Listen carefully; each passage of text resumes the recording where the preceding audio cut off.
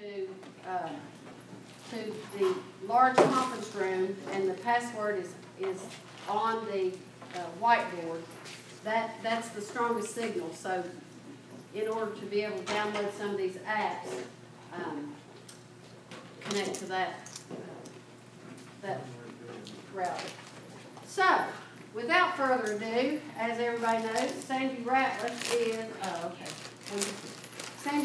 is the guru of iPad and the head of the Virginia Department of Small Business and Supplier Diversity in the Southwest region. So, Sandy Ratliff. Actually, I'm going to introduce Marty Holliday, who is our co-host today, and he's provided you your wonderful lunch. And just to make a few comments, and she's also provided extra iPads to use during the workshop. If there's anybody that does not have an iPad, we want you to be able to get hands-on and work on it. So Well, welcome and thank you. I would like you, the workforce investment area is funded by federal dollars through the Workforce Investment Act. Federal Investment Act funds. And so today our iPad program was purchased through a grant that we did through the state to allow us to buy, actually we have 4 regular laptop labs and then the iPad lab. These labs are going out to the community to help local citizens with their job search opportunities, but also to help small businesses do interior training. So if you have interest in doing some training at your facility and need laptops to do that kind of training, we have them available for use. And because the federal government requires it, since I bought food, this is a working lunch. And so everybody make sure you look like you're working. And which is true, we will be working through our lunch. But as I said, this was purchased through the Workforce Investment Act funds, which are programs to help folks with employment and training and to help businesses with their business needs. And I do have flyers in the folder about that. So please don't hesitate to call if you have questions or need more information on what we do. And some of our partners are in the room, of course. Sandy is one of our partners because she does this lovely training, which none of us could actually do. But also I have Tracy Mitchell. She is with People Incorporated, and Richard Morgan, who's with the VEC office. So they are actually partners in the workforce system with us as well. So thank you so much for having me. Thank you, Sandy. And be sure to get some lunch. Thanks, everybody. Everybody's now ready. Is this your whose first time being at one of our new knowledge sessions? Nita, we need hay strings to tie these people down because they're going to be all over the place learning new things. If you don't know me, you will soon find out I love the iPad and also technology. Some people call me a geek, but I don't care. They can call me names, but that's fine. But I've been in economic development for going on 26 years, and I've had a lot of equipment through that time. And with the Department of Small Business and Supplier Diversity, I work with individuals that are looking at starting a business, but also looking for ways to expand their business and connecting them to resources. And I serve 23 counties, which means I'm not sitting down the hall in an office all day. I'm on the go. There's nothing that I've stopped at a Walmart parking lot or anywhere that I can put my car in park because somebody needs something and I need to access it, and I can access it right on my iPad, send them the information, and answer any questions that they may have, which I find incredibly helpful. I've had a lot of devices, but this has probably helped me to be the most productive on the go. I do everything from my iPad, from creating presentations and doing them. I'll also do all the flyers that you see for our new knowledge sessions. Those were done on my iPad. I keep up with registration lists for events that I'm doing through my iPad. I do a lot of counseling for individuals that are looking to sell into the Commonwealth, that's something that you've never looked into. That's a $7 billion market annually. And our organization, the Small Business and Supplier Diversity, actually does the SWAM certification for small woman or minority-owned businesses, and we also do the micro business designation. And I love connecting folks to learning how they can tap into that $7 billion market to help increase sales for their business. So I'm getting them on Virginia's electronic procurement system, helping them learn to run reports. And then I love the wow moments that most of the time they get, where they can actually go on there. There's so much information that's available because it's public information. We also house the Small Business Financing Authority. If you have a business and you're looking at expanding and you're looking for needing capital, we have about 8 direct and indirect loan programs that can help businesses tap into resources to grow, help you with the hiring employees and so forth. So we do a lot, and our objective is to help you be successful in Virginia. So let's get started talking about the iPad. First of all, for those, you probably saw around the table a card that's got a QR code on it. If you want to go high tech, you could actually scan this if you have a QR code reader app on your device, or you could actually go to the App Store and download it. And you can scan this and actually have today's presentation on your device that you can follow along. Or I've made also sacrificed a few trees that you can actually print it, or that you can have it and make notes on the presentation. So this is a working workshop, as Marty said, so don't hesitate to ask me questions. I get excited about talking about this, so I can just keep going and going. And if I go too fast, just slow me down a little bit. First of all, let's go around the room. I always like to know who's in the room with me, but also if you've been using the iPad for a while and what you use it. By the way, what happens here stays in here and also goes out to our friends that are joining us on live stream. So let's go around the room. Bob? Bob Howard, with the town of Abingdon. This is their iPad. They let me use it. It's good. But also work for Highlands Union Bank. And you also use the iPads for all the town council. Yes. board Everything we get now is on iPad. They used to send them every month, a big stack of papers, and now they've reduced that everything is on his iPad, and Bob can be prepared and make notes during the meeting and all kinds of stuff. And a lot of communities, counties and cities and town governments are going that way. It's just to make their leadership a little bit more productive. So. I'm David Dawson with Advantage Partnership Engineering Consulting. And as you probably know, do you know the difference between an introverted engineer and an extroverted engineer? The extroverted engineer will look at your shoes when he talks to you. So I've used the iPad for, there's some kind of crunching of numbers that I use a regular computer, but otherwise use the iPad. It's very, very helpful and very easy to access. Great. Hi. Hi, Amber Miller. I work at Virginia Highlands Airport here in Abingdon, and we use the iPad mainly for monthly board meetings. The directors have, I guess, like the town, their packets downloaded and go through it that way. Good. Hi. Christy Miller. I'm also with Virginia Highlands Airport. Good. Ken. I'm Ken Little. I'm with the National Healthcare Organization.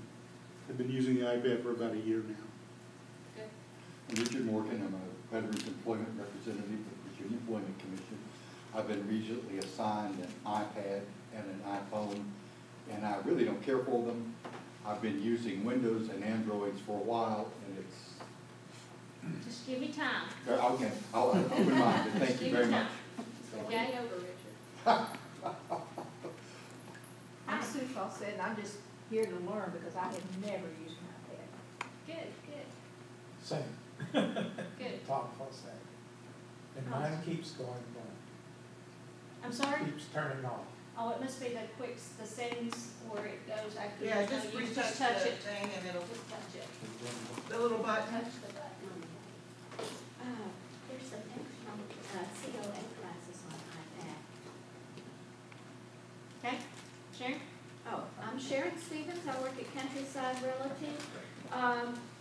They use this in real estate. My husband's also a supervisor, so he likes to use it because he doesn't have to drag out the big computers because the county's trying to save money, so they haven't gone to this yet.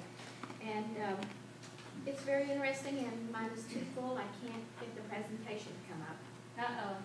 Time to churn out some stuff. Oh, We all go through that. You can use one of ours. Angie? I'm Angie Wilson. use the iPad for scheduling, my inventory, it's our cash register, music. So everything runs off the shop from my iPad there. Okay. Tracy? I'm Tracy Mitchell. I work with People Incorporated of Virginia, and I also serve on one of the Region's 4 business services units. I use the iPad. I need to use the iPad more. I went through one of Sandy's trainings a little while back and learned so much. What I did not do, and when I do trainings, one thing I teach individuals is education without application is void. She taught me so many wonderful things, but I didn't go back and I didn't use it, so I forgot a lot of that information, and I imagine that she's probably even going to share today even more new apps and more new things that we can use. But I'm a fan of the iPad and look forward to learning more about it today. Oh, she never repeats herself. Always got Never something. know. There you go. I'm Elizabeth Lowe, and I'm an elected member of the Washington School Board, and we went to iPads about 3 or 4 years ago instead of the big computers. For all of our board meeting packets are online also through a software that's managed. And the thing that we like, not just for us and the packets, is that if there's an item that's coming up, we can just tell people all the information. You can reach it on the internet. So anyway. There might be like grandbaby pictures online too. Remember, what happens here stays here. That's life. Okay, Nita. Good afternoon. I'm Nita Farmer, and I'm with the Washington County Chamber of Commerce, and we're so glad to partner with the Virginia Department of Small Business and Supplier Diversity and the Virginia Highlands Small Business Incubator for today's workshop and many more. So we hope you'll come back and let us know if there's other ways that we can help you. And I love my iPad. I use it all the time, and Sandy's always sharing her wonderful tips with me, so she's going to let you know too. And Jennifer. I'm Jennifer Davidson. I'm the administrative assistant here at Virginia Highlands Incubator. I have learned quite a bit from Sandy about the iPad, and she taught me to get an iPhone. And I'm also Sandy's guinea pig when she finds a new app. Okay. All right. You gotta have to use somebody, right? Well, I'm glad everybody could be here, and let's get started talking about the iPad.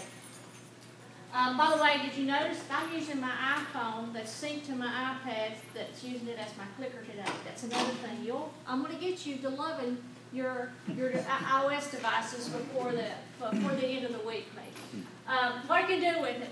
Most people is just do an email. My mother is 84. Her favorite daughter got her first iPad when she turned 80, and just got her a new one for her birthday last month. Can y'all figure out who's her favorite? Surely you can figure it out. But my mom she would wait till I got home and wanted to know, how do I do this, or look up a recipe and so forth. Now she knows what Google is because she's always looked it up, and she communicates with her sisters, one in San Antonio, Texas, and one in Grundy, Virginia. They do FaceTime calls, so they're not calling on the phone. They're actually looking and seeing, and the one's doing a project, they can hold the iPad up and show them. So doesn't matter what age you are, from 1-year-old to 100 years old, which I've had a 100-year-old, by the way, in a workshop, an iPad workshop that I did in Galax. So it's never too late to start learning. Some people read a lot of books, not only surfing the net, but and watch movies. I watch a lot of TV and movies on my iPad, probably more than I do on my DirecTV, if truth be known. Because I probably never turn on my DirecTV until the weekend, but I'm watching stuff on my device all the time. It's great to be able to create, edit, and share documents, either that be just a letter, a spreadsheet, a presentation. You can do all of that on your device. Of course, who's taking pictures and videos? Great. And you can actually take that video, edit it, put your music in the background and so forth, and then upload it to YouTube in just a matter of minutes. And that's one of the things I love. So we're not having to carry 3 or 4 different devices. We've got everything that we could possibly need right on this device. Also, I scan and sign documents. I haven't used our Office scanner in probably 4 years because I do everything on my device. If I pick up something for our office, I can scan that invoice, send it right on up to Richmond, and they can start processing it, because if they wait for me to get back into the office to do that, it could be, 2 or 3 days. So I try to be able to do that. And I actually already sending and receiving less faxes because I'm doing everything on my device. There's no use to using the fax machines. And as Angie says, she takes credit card payments. I know Nita does at the chamber, so you can do everything you can think of. It's all built into that device. You put everything that's on your desk now and credenza and put it all on this device. So I'm going to show you some things that hopefully that's going to help you moving forward and using your device more and more each and every day.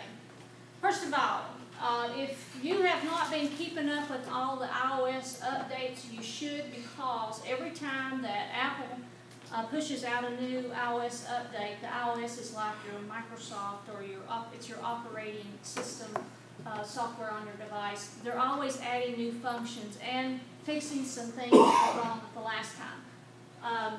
So the last one that's out, did I hit it too fast? Sorry. I'm getting too excited. Come on, talk to each other. Is the 8, it's out right now. Everything is slow today. I don't know why, but it just seems like it's just this week. But the iOS 8 is the latest, and there's all kinds of things on there that you can do. One thing that we'll talk about is family sharing. If you have either children or, in my case, sisters, we actually share our Apple account so that if I buy an app, they can download it on their devices and vice versa, so that saves money on all of us, although you've got to pick which one's going to be handling the credit card because it's going out of one credit card payment. But that's a great way that you can share your apps and so forth. And then some Siri updates, and I'm going to go through a lot of these that can help you. Now, when you are using your device, probably one of the most important buttons or icons you're going to use is your settings button, not buttons, but icon, because what that is, that's kind of like your control panel that you get used to on a PC. This is where you go and you tell it, you learn everything about your device, and this is where you're going to go and change settings. And it's where you go to get on your Wi-Fi network, where you can make changes to your notification center. But if you go into the general under settings, you'll see this screen come up. And if you should ever have to call Apple and say, I need help, and they want to know what the serial number is, or you need to know how much memory you have left on your device, if you hit about, that's going to come up and show you some information. The other thing, too, is you're talking about you're running out of storage, memory. If you hit the usage, it's going to come up here and give you a list of all the devices and how much memory they're taking off on your device, and show up over here, it's cut off on the screen. This will come in handy. If you're like me, it's usually photos and videos are taking up the most space, or email. That was what happened with my mom. That's why we upgraded, because she never deleted an email, and they just keep stacking up and stacking up. So this is where you can make some changes there. And if you see there's an app there that you never are using, you just download it, it's just taking up space, you can just delete it off your device. And then 6 months to a year later, you decide I want it, you always can go to the App Store and re-download it. You just have to buy it or purchase it once, and Apple will always give you access to it. Now, if you have data that was in that, you will lose some of it unless you back it up someplace. But you'll always have access to it.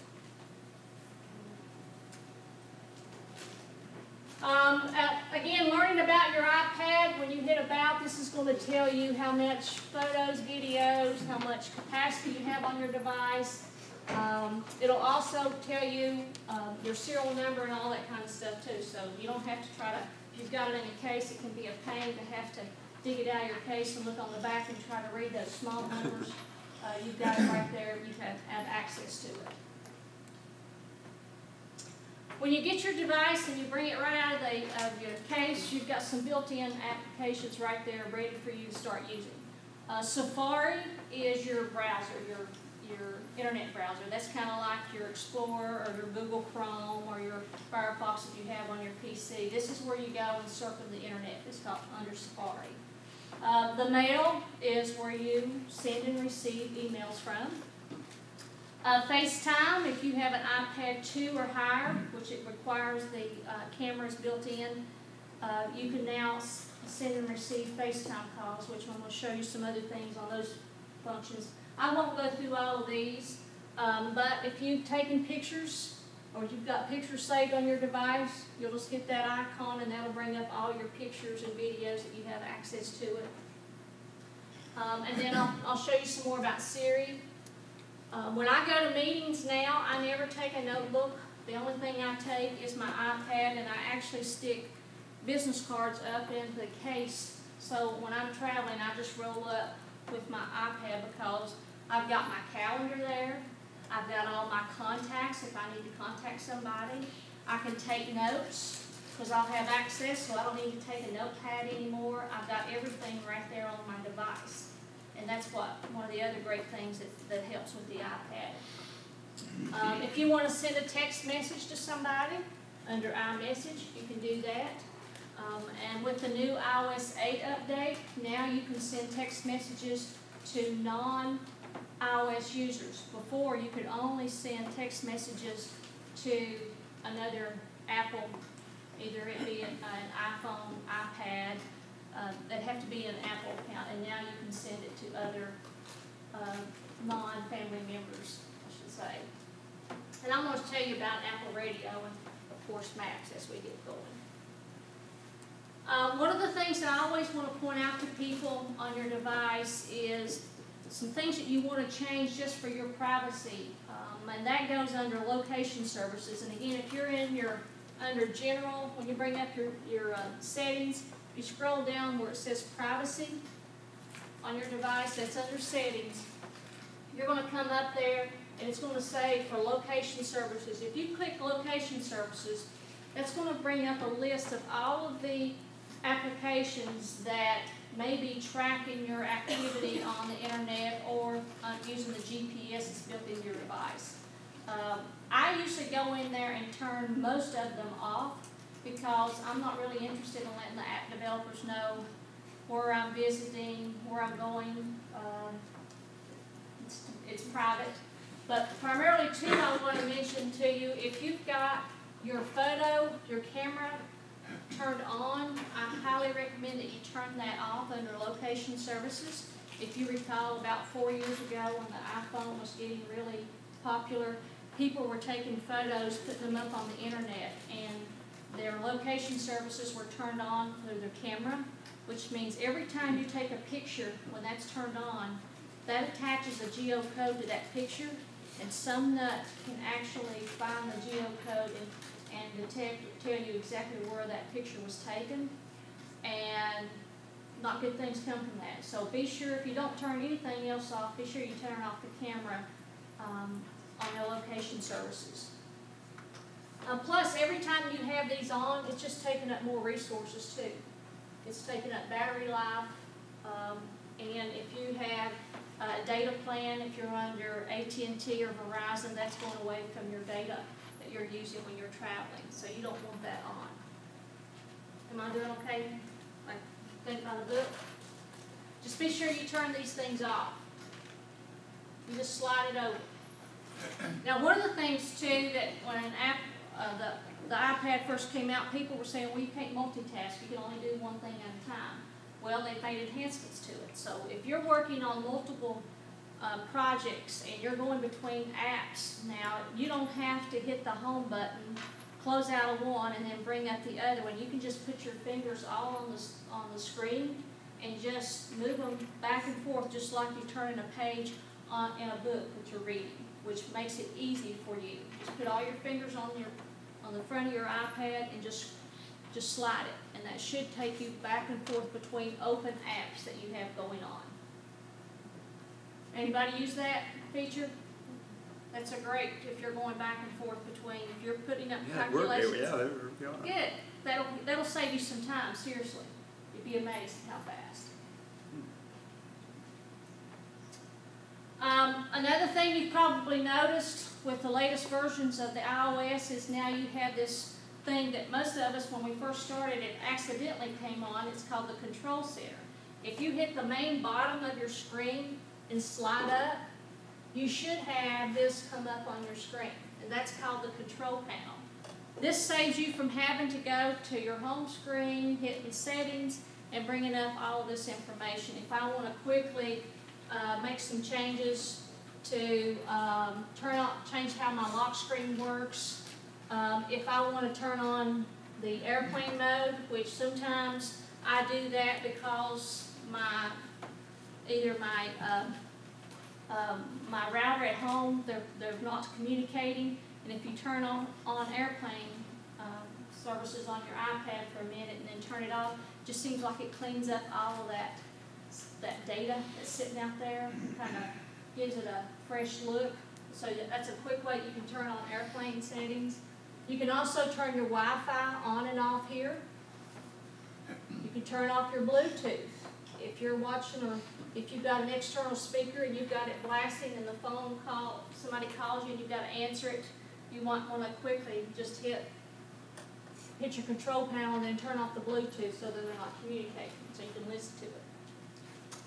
If you are getting ready to go into a meeting and you don't want your iPad, someone trying to call you, or it's not dinging at you because somebody's posted something to Facebook or tagged you or making all those noises, you can actually turn on your Do Not Disturb here. And then you can also mute your device here. You see all of those? By the way, there'll be a essay test after this. I've already required it. Thank you. Also, there's those times where maybe you put a cake in the oven and you need to put the timer on and you're on the other side of the house. Or in some cases, if I'm resetting something and I want it to be timed for 5 minutes, you can actually turn on the timer here and put it for an hour and a half or whatever you want. And then you can access your camera quickly.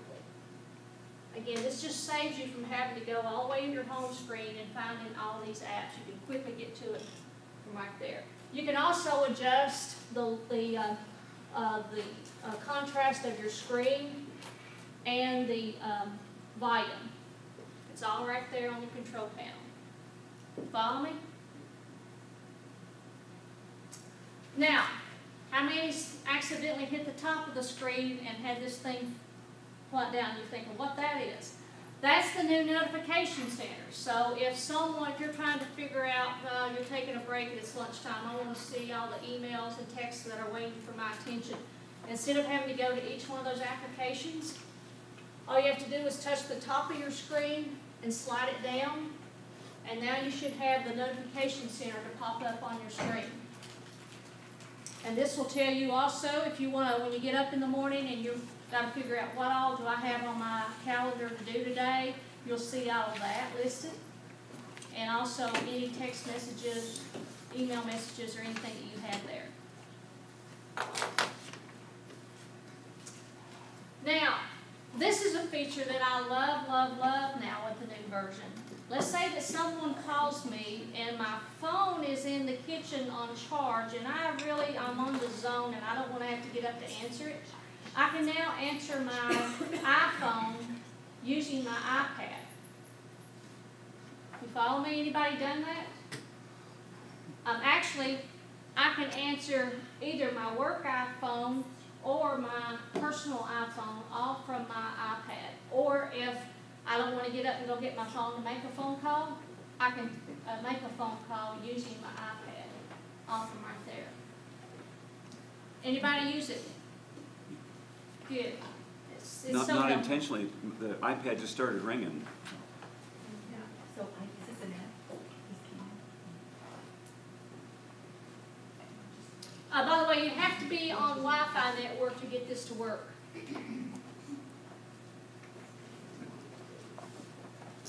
Now, maybe there are people that you text and email a lot, and they are the last 3 or 4 people you do it to.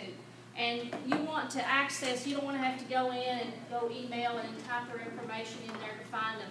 You can actually, if you put your hands, if you hit the home button twice, you should see a pop-up come at the top of your screen, and that should show you the people that you've received either text messages emails from. You getting that? Just hit your home button twice real quick. Is it coming up for you?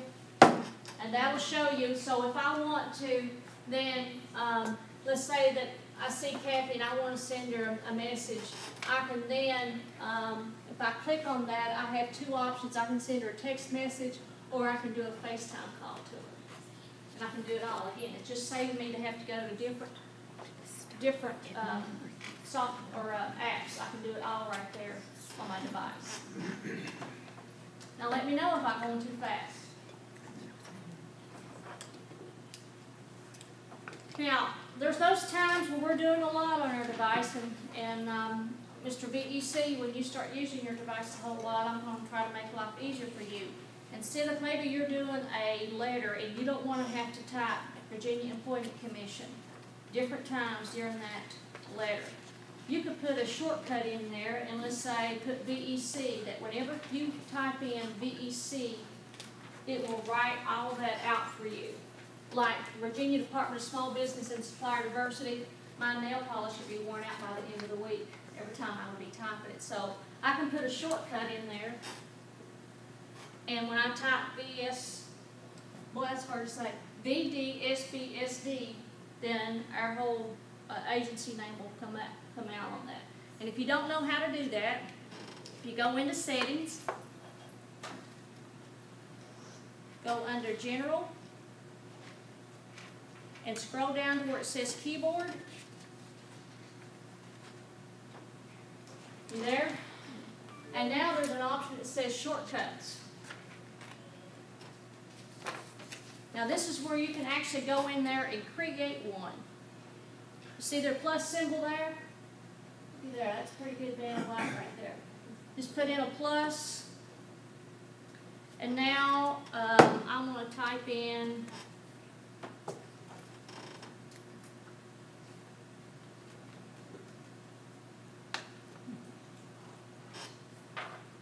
and my shortcut's going to be VEC. Hit save. So it's there. Now let's say I'm just going to go into Notes. And now if I want to type VEC, there, it's automatically there. As soon as I type the VEC,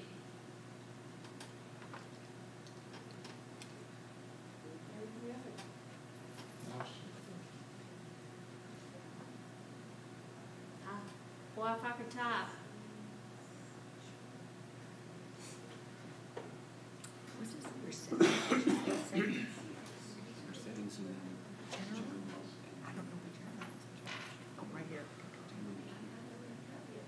Some of them, see, when I type in the initials, Virginia Highlands Small Business Incubator automatically comes up because I've created a shortcut. Again, we did that under General in your settings. Scroll down to Keyboards, go to Shortcuts, and then hit the plus symbol, and that's where you can go to create.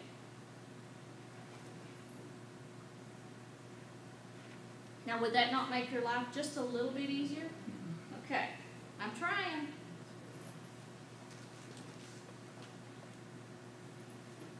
AFD, Bob. What? AFD. Another thing you can do is, let's say that you started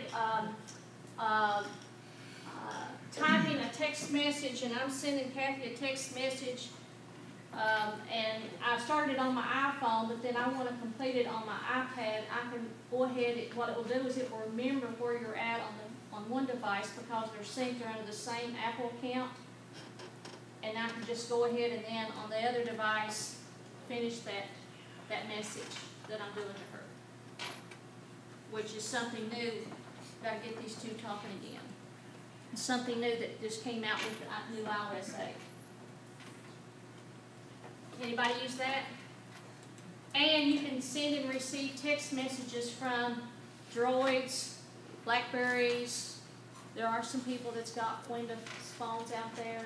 That's what I love, because I had some friends that had have Droids, and it was just killing me that I could only respond to them on my iPhone, and I didn't want to have to go get it, and now I can do that all on my iPad.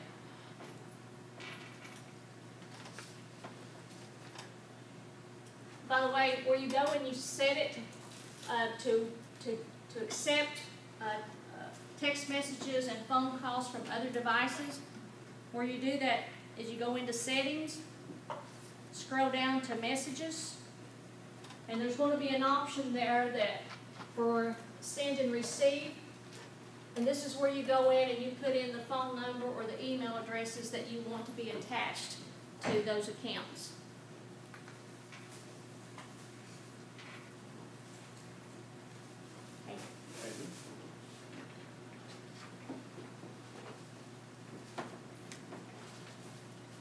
Every time I do that, it closes on me for some reason today, and I don't understand it. Sorry, technology's great. Figure that out? Has anybody ever done that? Again, continuity between devices, when you put you're working on something, this happens to me all the time when I'm working on a keynote presentation, which is what I'm doing now. I can access it and open it up on my other device because the two are all on the same account. Now, if you've got 100+ applications on your device, or you've been getting tons of emails or text messages from someone and you don't want to have to go through there and search and go through each application to try to find them, one of the things that's built in is a spotlight search on your device. So if you're at your home screen, just put your hands about middle ways of your screen and just scroll down. You should see something that says Spotlight or has a search. Now you can search in if you're looking for a specific app, or if you want to find a text message you found I got from Jennifer Davidson. I can go and search, put that information in there, and it's going to give me then a list of all the emails and messages, last one first, that has her name attached to it, and I can go quickly look at it, which saves a tremendous amount of time. Got it, Bob?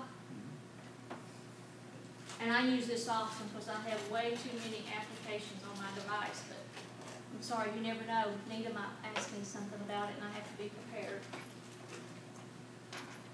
You can also go into your settings and put in what you prefer when you do a spotlight search. Of course, the more it's searching and through all the different things you're telling, the slower it's going to be. So if I really, and just when I'm doing searches, I'm basically looking for anything that's in messages, contacts, applications, and so forth. I just put a check with it. So now every time that I do a search, it's just going to be searching on the spotlight search in those areas. Again, it just speeds things along. And then who likes to listen to music? Any Pandora users in the crowd? Now, Apple decided I want to compete for some of that traffic that Pandora's getting, so they came out with iTunes Radio, which if you're familiar with Pandora, it works the same thing.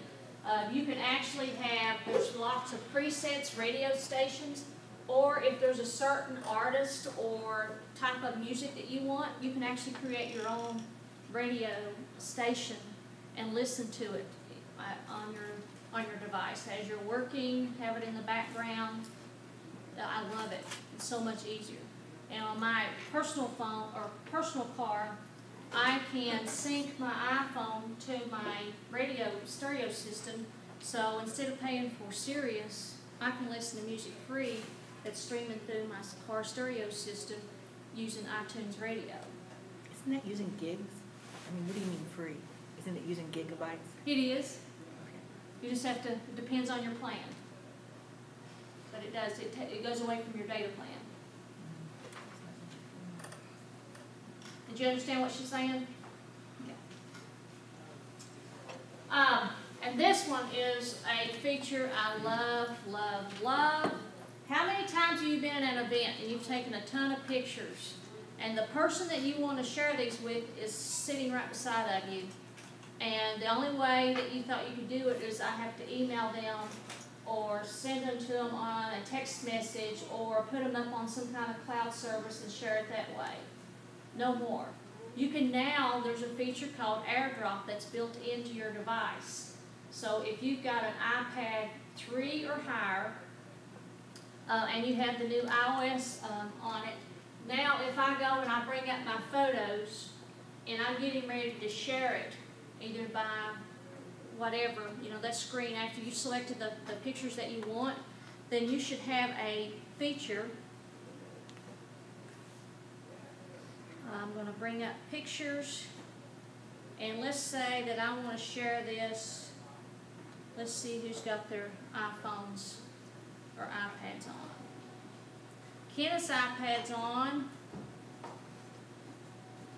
Anita, do y'all have something that popped up? Now, if you hit accept, that is just going to send you that picture right here in this room, quickly. And so they can do that as well. And you can send even movies. When I've taken a movie clip, a video clip, and that's pretty large, I can still send it over the AirDrop to family members. But they have to be within the close proximity to you. If you're in the same room, it should pop up. Is that just for iPads only, or? No, it should be available on your iPhone. How do you turn it on? Go into there's two ways you can do it. You can either go into your control center at the bottom, scroll up, and there should be an option there that says AirDrop, and you want it to contacts only, or you can have it to everyone. I've got one on everyone. You see, it's still continuing to populate who's in the room. You see there? You've got an option here. You can have it just in contacts only, or you can have it to everyone. Is that not popped up on your? What version iPhone do you have? This is a 4. I think that's as it's a 4S. Yeah. I'm not sure. AirPlay shows up on mine instead of AirDrop. It says No, that's a AirPlay. different thing. So then you hit, like if you're doing The 4 pictures, doesn't you hit. have it. We have confirmation. The 4 does not have it. Sorry.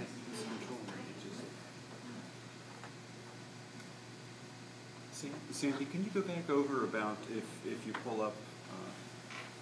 How to do it? Yes. If you What do you think, this is a workshop or something? Gosh, I charge extra, right, Bob? Right. Okay. Let's see, there's a picture that I want.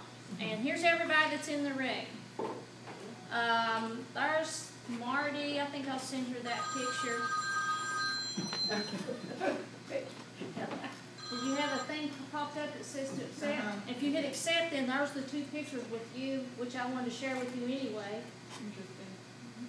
So if you hit accept, then it'll save it. That's how fast it is. So you should be hitting my iPad too if I turn it on? It should be there. Is your, do you Oh, have it your, says Elizabeth, there I am, but I'm not. There you go. It just came. It just came. Set. Cool. see? I don't know. I don't see yours popped up, but you might have it turned off, or is it on everyone? No. Let me try that. It has to be on to everyone because, But I don't have locate on. there you came up. Are you iPad? I'm an iPad. Where did you? Oh, that looks like me, yes. Does anybody have one that says it's waiting? Yeah. How come I disappeared? Is that Yeah. you? Yes. I dropped off. I was there and then I wasn't. I see Kathy's here too somewhere. Trust me, that I love that feature. That I don't have to, if we're at an event now, I don't have to send that to Marty. I've got it, send it to her, than having to send it by email, and then she has to download it and save it. It's all. So where does it go to her thing when she gets it immediately? Is it Yeah, in her it's photos? now. It's in her photos. It's in her photos. Mhm. So you have to let her know that she should go check her photos, or does Well, it it'll give her a show you, prompt? most of the time when it comes up, it automatically brings up your photos to where those pictures were just downloaded to. Got it? Remember that test. Is it in English this time? Oh, come on. We do a lot of testing out applications, and there's those times where we get a dud and we want to get rid of it. If you want to delete an app off of your device, all you have to do is put your finger on that app until you get the jiggle. And when you start seeing the jiggle on your screen, there's an X on the top left of it. If you hit the X, then it'll ask you, you sure you want to delete? And then if you just hit yes, then that will delete that application off your device. Sandy, does it delete it off of all of your devices or just that Just that one device. Remember though, if you ever want to reinstall it, all you have to go is to the App Store, and you'll look for the, on the main bottom it says purchases, and look for the apps that are being purchased that are not on this device, and you should see that listed, and it'll show a cloud beside of it. Just hit that cloud and it'll reinstall that right on your device. Ha, someone sent me. There it came. Don't know who sent it. I did it too fast.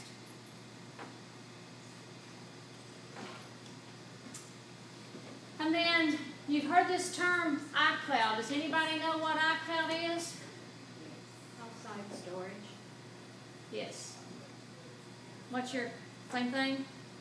You remember when we used to carry those flash drives around in our pockets that we had pictures and documents and presentations on? And I don't know about you all, but I always had a fear of losing it.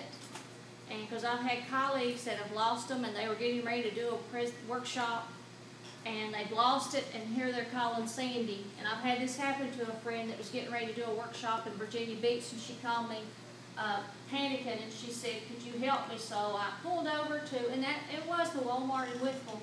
I got my iPad. By the way, I put it in park, so I wasn't driving. Got the car in park, and then sent her a link where I had it saved up in a cloud service where she could then download it right onto her device, and then she was ready to go. But I had to lecture her a little bit about why in the world are you still using. Is that pretty secure though? It is. I feel more comfortable having my stuff on a cloud than I would having a flash drive in my pocket. Or, because if I was to lose it, then that flash drive's out there for anybody. So you don't think it can be hacked? Like I keep hearing about people taking your pictures and selling them or something like that, you know, no?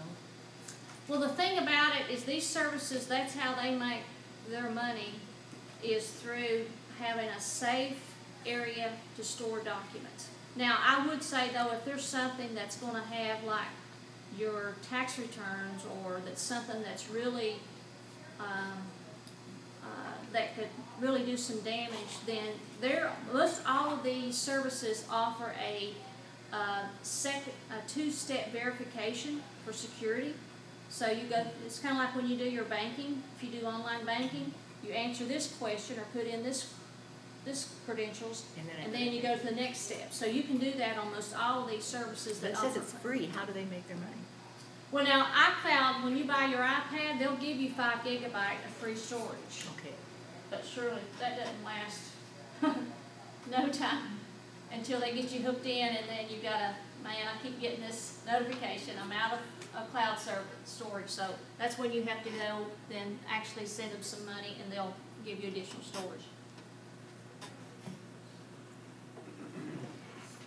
The other thing I like about that is if I have, for example, my notes turned on, which means if I'm taking notes on one device, I can be able to access it on other devices that I have under that same Apple ID account, which comes in handy a lot. And same way with contacts. If I put a contact in one device, I want to be able to, if it's both devices are for work, I want to be able to access that same information on my other. And then Siri. Who's using their personal assistant? I love Siri. Hey Siri, what's the weather forecast? Oh, I don't have it plugged into a power source. I forgot. I usually do. No wonder my power's going. But if you type in, hey Siri, what's the weather forecast? Okay, here's the weather between today and June. Oh, by the way, I use the Let's use the Australian voice. I don't know, everybody has their own pick. Let's go with the meaning of life. I love this too, if you don't wanna look up a phone number, you can just say, if you've got hooked up to a power source, you can just say, hey Siri, you don't have to touch anything. Or if you wanna access Siri, you just hold down your home button. Hey Siri, what's the temperature? It's currently 73 degrees Fahrenheit. That's for Abington, because it knows where I'm at. You can do anything that you can think of. I do it all the time, like looking up phone numbers or, gosh, all kinds of stuff. I'm asking Siri to do it. You know, you can actually ask Siri to remind you to get milk on the way home.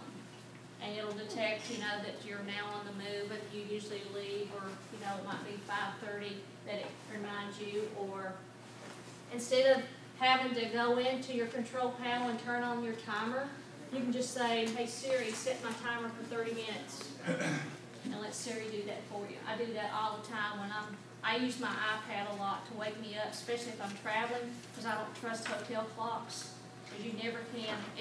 Each hotel has a different clock that has a different way of setting it. I just say, hey Siri, wake me up at 6 a.m. and it'll do that for me. Australian time. Pardon me? Australian time. Yes. No, he'll know where at. Or if you're traveling and you can just say, this is an example, these are screenshots, I'll say, where's the Martha Washington Inn? It'll come up and it'll show me a map. And if I touch that map, it'll automatically go into my map app, rhymes, and give me turn-by-turn directions to get to the Martha Washington Inn from wherever I'm at. It's another example.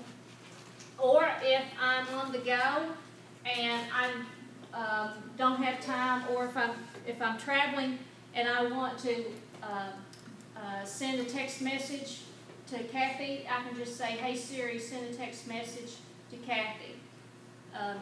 Kathy Lowe, and then it'll say, okay, what's the subject? I tell her the subject, and you say, okay, what do you want to say? I dictate to Siri what I want to say, and then she notices that I've quit speaking, so are you ready to send it? And I say yes, and then Siri's doing it all. I don't have to touch anything, as long as she understands me, or he, my Australian understands me. You can do that again with text messages, or if you don't want to do a FaceTime call to somebody, go through that, you can just say, hey Siri, FaceTime Kathy Lowe, and it'll automatically bring up her information, bring up the FaceTime app, and call her. It's pretty cool. Or if you want to know what the stock is, you just say, hey Siri, what's Apple stock today? Or if you want to know, this is kind of cool, if you ask Siri, planes above. Everybody ever done that? Y'all ever done that? You say planes above, and I don't know where it goes, but it goes some out there, and it will tell me, at this time, this is a screenshot, it'll tell me what airlines, where they're at, how many feet up. It's pretty neat. It even gives me the type and the distance. So I figured you airport people would think that's kind of cool. And that's on Siri, planes above is? Yeah, you just say, hey Siri, planes above. Oh, one of those on there is actually based at our airport. Get out. No, that was not set up. Yeah, it No, really it was. wasn't. Isn't that impressive? And if you're working on a project, a lot of times I am, and I want to look up, maybe I want to find a picture of somebody. Or some agency. Again, I don't want to have to go on to Safari and start searching or going to Google. I can just say, hey Siri, look up the Virginia Department of Small Business and Supplier Diversity, and then it'll go bring up Safari, or it'll go to the web and do a search. And then I can see the listing, and I can click the one that I want to find out information. Or it's also Siri is connected to your Facebook and your Twitter account, so if you have those set up on your iPad, you can just say, hey Siri, what is this Cindy Green, who's with People Incorporated, do you know her? Cindy Green with People Incorporated, what she's saying on Twitter, and then it will give me a list of the last 5 or 6 text mess or Twitter posts that she put up there for me. Just a quick way, because it automatically knows my Twitter accounts, knows that I follow Cindy Green. Also, if there's a chance, and I couldn't believe it, that Siri would not understand something that I'm saying with this, people say that I have a southern accent. I don't see it or hear it. But there's that time when, especially with Nita, we had a tough time understanding because Siri would always want to put Anita instead of Nita on there. So when I did that and she made the mistake the first time, I just said, Siri, check pronunciation. And what Siri will do then, it will give me 3 options and it will, its interpretation of what I'm wanting to say. And if I see the one or if I hear the one that I want, I just hit select. And now it remembers every time that I ask to connect with Nita, it automatically knew that it was for Nita Farmer. And I can also, if she didn't understand farmer, we can go through that. And now we don't have to go through that argument again. You can just change your name. You're reading text. Pardon me? When you're having Siri read text and they use the wrong pronunciation, like live and life, can you teach it to correct that? You could say, Siri, check pronunciation of whatever the word or phrase. So it will interrupt it when it's reading to you? You might have to, you'll have to hit Siri, hit your home button or put, if you had it hooked in, say, hey Siri, and interrupt her and say, check pronunciation of whatever it is. Anybody ever done that? I use it to read books to me all the time. That's the main thing I got this for, was so I could listen and do something else at the same time. Multitasking. And of course, you've got a camera built in. And did you know that you can also do your own selfies on your iPad? Now, there is a timer built in. So if you're want to do an action shot, you can have it for a second. Or if you're getting a group shot and you're trying to get everybody together, you can tell it to how long, like 3 seconds or 5 seconds. And then you can actually take your own pictures and tell it when to stop. Or you also can do time-lapse pictures. Let's see if it works. I did one to use as a test.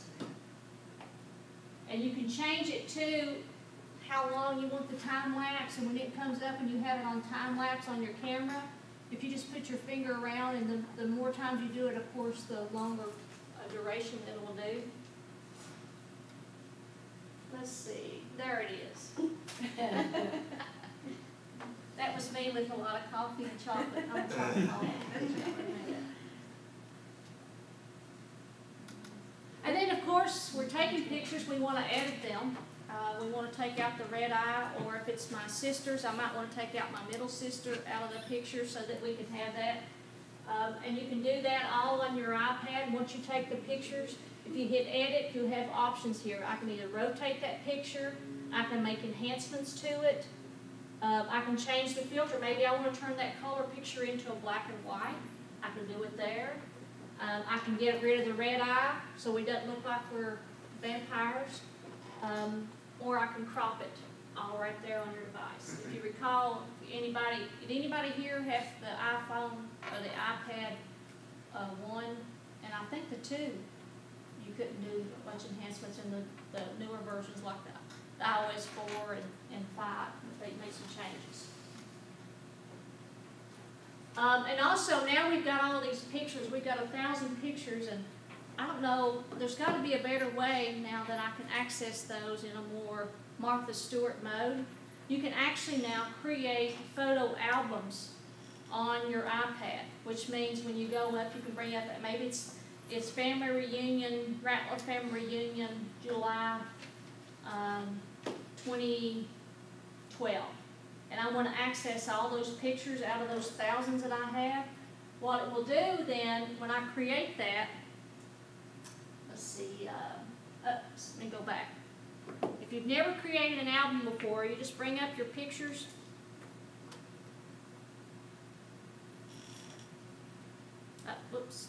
albums. And if you've never done one before, you see there with that plus symbol in the top left? If you hit plus, now I want to create an album. I'll just say stuff. Now, when I've done that, it's bringing up all my pictures, and then I can just start checking the ones that I want. And when I do that, finish, when I'm done, now there's a new photo album called Stuff. So all those pictures that I added to it is there. Now it's not duplicating those on your device. It's just telling the iPad that for that picture, it's also attached to this album. Anybody created albums before? It's just a quick way to, who is that lady right there? Maybe she brought lunch today. Now also, if I want to get rid of that album,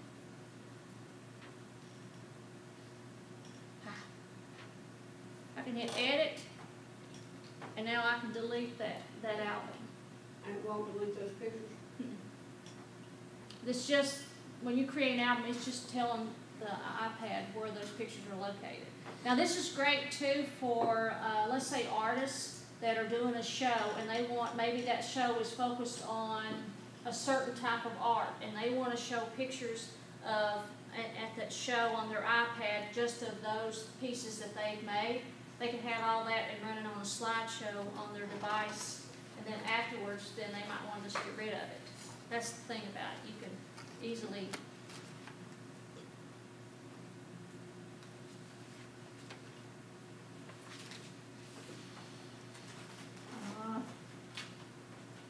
a free time.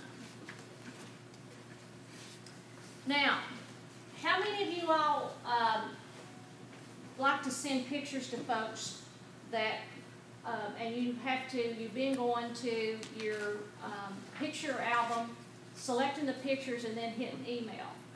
But I just realized after I was halfway in composing my email that I wanted to attach a picture, and I don't want to have to redo it again. Now you can actually, when you're in the body of the email that you're sending, if you just put your finger there in the body, you should have then this pop-up that comes up. And if you scroll over to insert photo or video, then when you hit that, it's going to take you to your photo albums, and then you select the picture that you want, and as soon as you hit select, it's going to automatically then bring you back to your email, and you can finish composing or do whatever you want, and then just hit send. It's just another option for you to share that video or picture. And how many of you have multiple email accounts on your device? And when you're sending emails out, some might be business related and some might be personal related, and you don't want to mix them up, or you don't want to have that I'm sending a personal email have all my credentials about Sandy Ratliff business, so forth. You can actually go into settings, scroll down to mail, contacts, and calendars, and scroll where it says signatures, and you can create a custom signature for each one of your, each one of your email accounts. So that if I am composing an email and it's coming from my Gmail account, it'll have one thing. But if it's one that I'm doing from a work account, it's going to have another thing. So you can go in there and custom the signatures for any of the emails accounts that you're using. Is there a way for, if you have multiple Gmail accounts? Yes, he'll show you. See, I've got tons of, see, it's got different Gmail accounts. Oh, okay. It'll show you which account it is.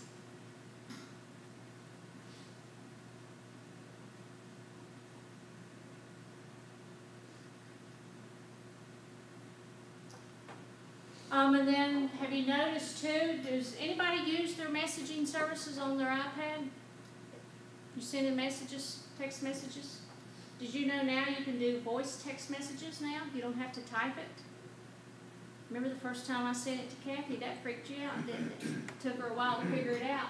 Now, if I don't want to actually type it in, when I have the message, when I'm getting ready to send something, I've got an option here. See this microphone?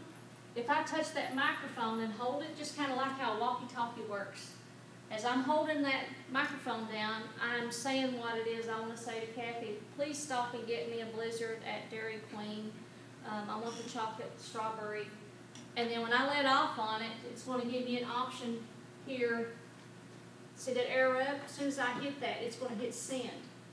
And she'll get a text message alert just like she would if I had typed it out. And now she has an option where she can actually listen to that, my pretty voice on the other end, and bring a smile to her face. Or that girl and her chocolate obsession. That's probably what she's saying. And that's handy too if you're on the go, so you don't have to text. I don't do texting great on my small phone. I do pretty good on my iPad, but it's kind of tough to get those on. I guess I'm showing my age. Bob, don't say anything. I can see it.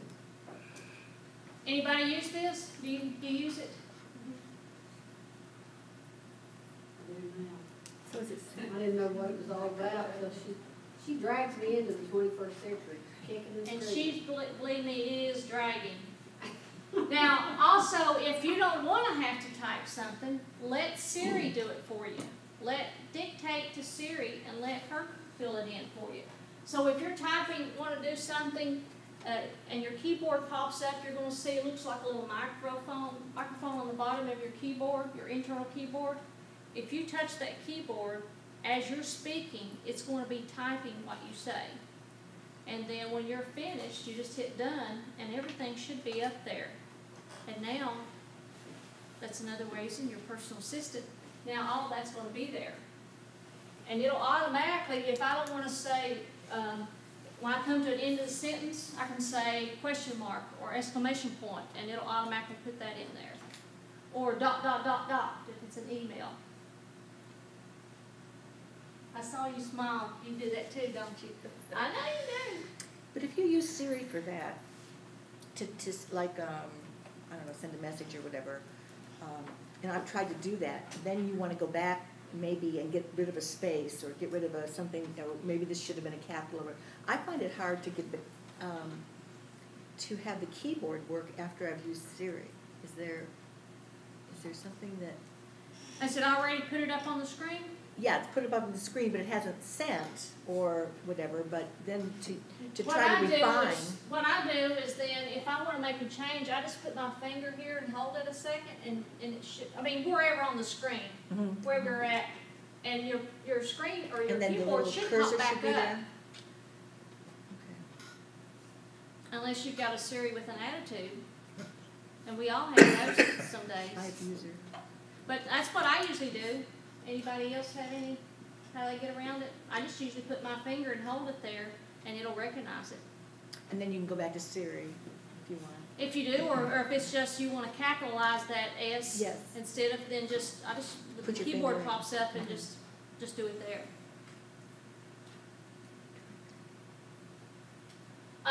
Oops. And I mentioned at the beginning about family sharing. Is anybody doing this? This comes in handy so that especially for parents with teenagers, it's got multiple devices and you want to kind of keep control over it. You can actually invite family members or friends to share your account, your Apple account, and which means, again, if I buy an app, then or download music or video, then my family can also upload those to their devices. Now the only thing is, since I'm the one who did the inviting, that means everything, their purchases goes to my Apple account. And then I usually take the baseball bat and go collect it. But that's what you have to do with family. Is that the way you do it? Yeah. Plus you're going to know exactly, as soon as they've downloaded something, you're going to get an email receipt from Apple, so you're going to know what your children are purchasing, music. If it's an app, it's a $10 app, I'd like to know about that. What are you doing spending $10 for an app? You know about it. And then Safari, just some tips on Safari. Did you know that you can actually create a bookmark bar just like you did on your Explorer? You can customize it. So that means that if there's shortcuts that I want to go to every day, I can tell it, I can create a bookmark bar. That's tough to say with peanut butter in your mouth, wouldn't it? You can actually do a custom bookmark bar in Safari, right there. And all you have to do, let's see, I think there's another one here. I tell you though, if you see there at the top left, there's a box with an arrow pointing to it. When I go to a website that I want, if you click that box, anytime you see a box with an arrow on it, that means there's action items hidden behind that. But you should have an option to add the bookmarks in that drop down. Also, if you're you're at a website and I want to either share that link to that article, it's got different articles on it, or if I maybe want to see that I'm questioning this website, and before I hit open, if I want to see where the actual link is taking me to, if you put your finger on it, you should see right here where that link is taking you to. And you might want to be careful before you hit it, and now it takes you onto some crazy sites that are out there. You mean my money's not coming from Nigeria? No, they've got a lot of money that they need some help investing in. Is there a website that you go to every day but they don't have an app, and you're tired of having to go into Safari and type it all in there, the address and so forth, or you don't have bookmarks? You can actually create an icon that will be up on your home screen. And a great example is not long after I got my mom's first iPad, she wanted the Farmer's Almanac to see what the signs are for planting and so forth. Well, they didn't have an app at that time. So what I did was bring up the Farmer's Almanac to the site, to the specific page that gave me the signs for planting or killing weeds and so forth. And when I did that, again, whenever you see a box with an arrow pointing, that means there's action items. And when I click that, there's an option that says Add to Home Screen. And when I do that, it's going to give you can actually it'll give it the name, or you can name that icon you're creating. In this case, it could be Farmer's Almanac. And then now, instead of having to bring up Safari, type it in there from her home screen, she can just hit the icon that we created. It'll automatically bring up the Safari and take you right to the Farmer's Almanac, to that specific page that we had told it, which saves time.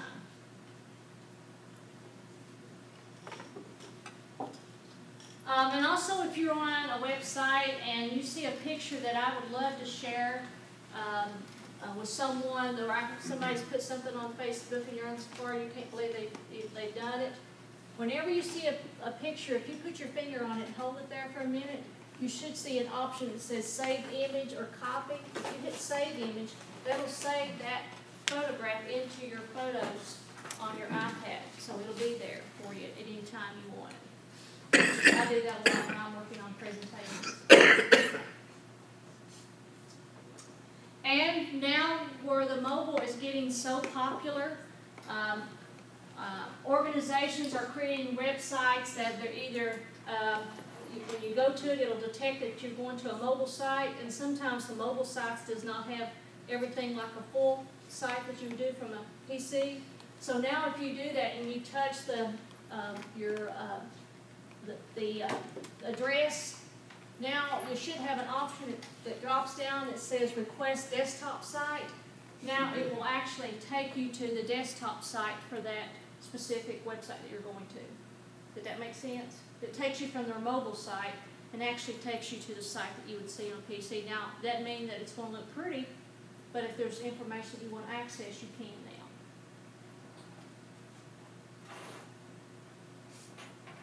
And then, of course, maps. I've used my iPad all the time in traveling. I was up last week, was on the road, and I have my iPad sitting in the console, and I just tell it, hey Siri, find the Hampton Inn in, where was I? Woodstock, Virginia. I was about to forget where I was at. And it can give me, find the address and give me turn-by-turn directions there. And of course, to have true Wi-Fi, or the true turn-by-turn directions, you're gonna to have some kind of a data plan or MiFi. Or for those of you that have multiple devices, you can actually, I know for Verizon, I have a hotspot on my account. So if my iPad does not have a data plan built in, I can use my iPhone as my hotspot and connect and have Wi-Fi service. That saves a little extra $50 or something a month.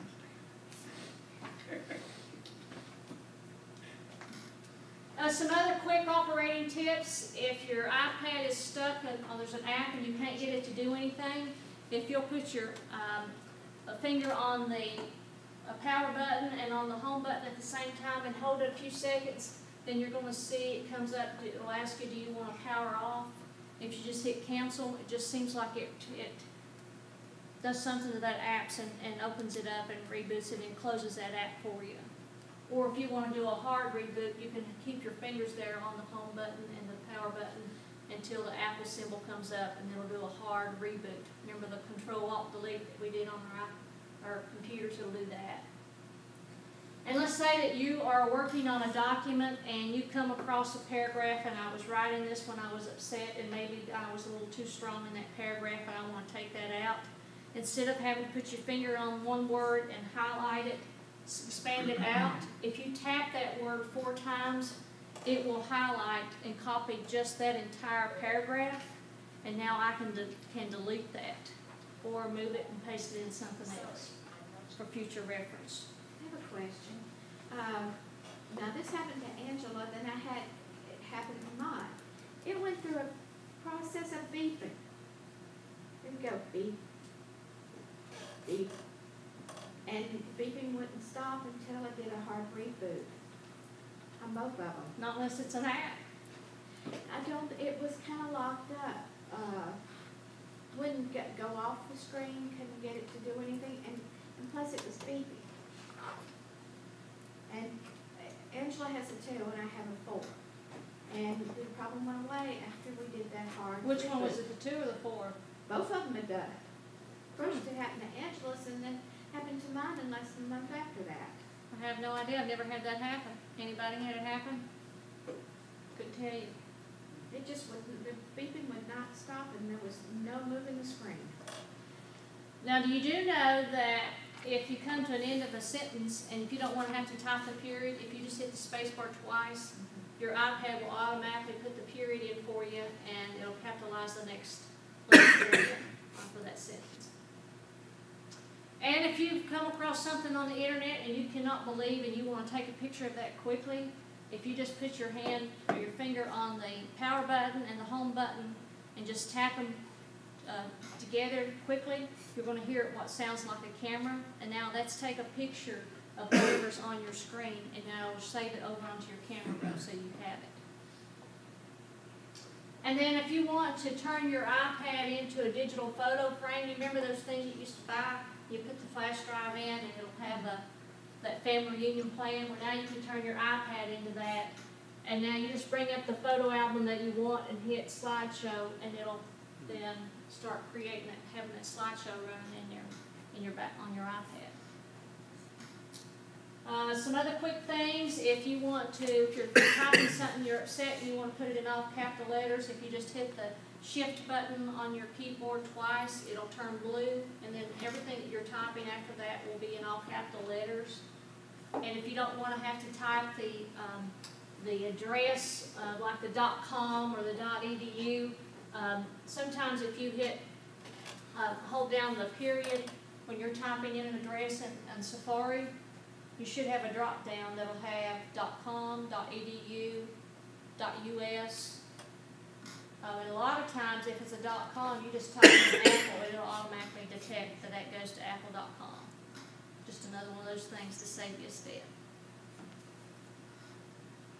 And when you come to if you want to put something in all cap, or not in all capital letters, in quotation marks and so forth, if you've got your keyboard up and you hit the comma and you hold it there, you're going to see the apostrophe pop up. You don't have to go back between the 1, 2, 3. It'll automatically show that same way with quotation marks. Or if you're in the number symbol or number sign section and you want to put in the cents sign because there's not a symbol on your keyboard, if you hold down and you hold your finger down on the dollar symbol, you're going to see pop up the cents, the yen symbol, all of those symbols regarding money that you can actually type into. I've already said about typing period, and if you want to split your keyboard, if you're trying to use your device and you're holding it and you're at an event and it's kind of tough to try to hold it like that, you can actually take your keyboard that's up on your screen, slide it apart, and now you can start typing with your thumbs if you're that good, and then just slide it back. And does anybody see a tab key on their built-in keyboard? There's not one. But if you put 2 fingers on the space bar, it'll indent 2 spaces. If you put 3 fingers on the space bar, it'll indent 3 fingers. So if you want to quickly indent something, just put your fingers on there.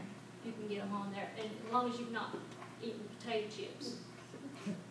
Are you following what I'm saying so far? Now the fun part. Did you learn anything so far? Now, this is what I love is apps.